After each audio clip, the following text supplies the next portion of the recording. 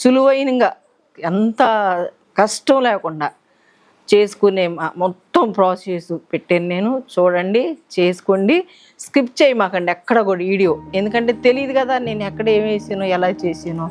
కొంచెం జరిపి కొంచెం చూసి అలా చూడుకోకుండా ఈ వీడియో మొత్తం చూడండి. చూసి మీరు కూడా ట్రై చేయండి. ఓకే, ఇదిగోండి కప్పు పిండి. ఈ గిన్నె కొలత వేసుకొని ఒక గిన్నె బియ్య పిండి తీసుకున్నా. ఈ కప్ శనగపిండి, 1.5 బియ్య పిండికి 1 శనగపిండి వేసాను. సాల్ట్ వేస్తున్నాను, చూసి వేసుకుందాం. మేగడ వేస్తున్నా, పాలు, కారం వేస్తున్నా,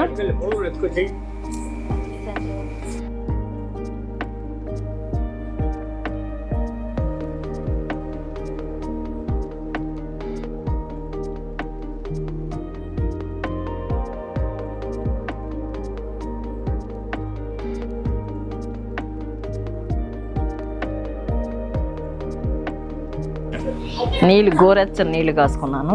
కలుపుకుందాము.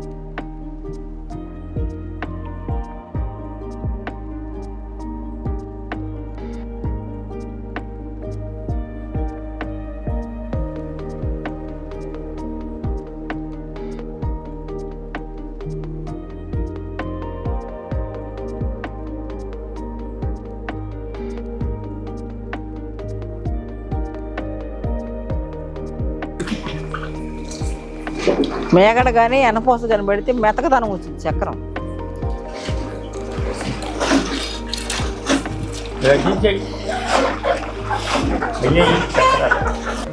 చూసారండి, ఈ రెసిపీ చేసుకునే ప్రాసెస్ మొత్తం నేను చేసింది మొత్తం మీకు చూపించాను. ఇది కూడా ప్రిపేర్ అయిపోయింది. చూడండి ఎట్లా చేసుకున్నామో. ఇవి పెద్ద సైజు అనమాట.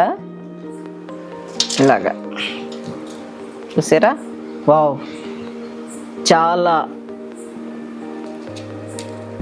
ఇంకోండి.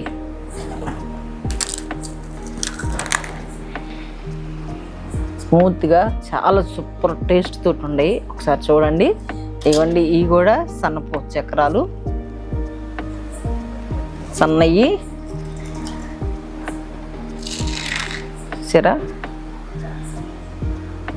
వావ్ అనే అంత టేస్ట్తో సూపర్ టేస్ట్తో చేసాను నేను. ఒకసారి చూడండి అక్కమ్మ రుచుల ఛానల్లో. ఎందుకంటే రుచులు అనగా రుచికరమైనది అని. ఆ రుచులలో ఇటువంటి రుచికరమైన ఫుడ్ని నేను తినటమే కాకుండా నా ఫ్యామిలీకి, యూట్యూబ్ ఫ్యామిలీకి మొత్తానికి తెలియపరుద్దాము.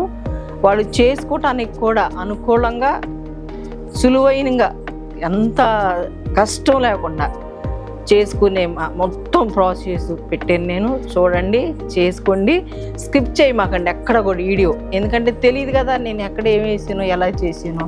కొంచెం జరిపి కొంచెం చూసి అలా చూడుకోకుండా ఈ వీడియో మొత్తం చూడండి.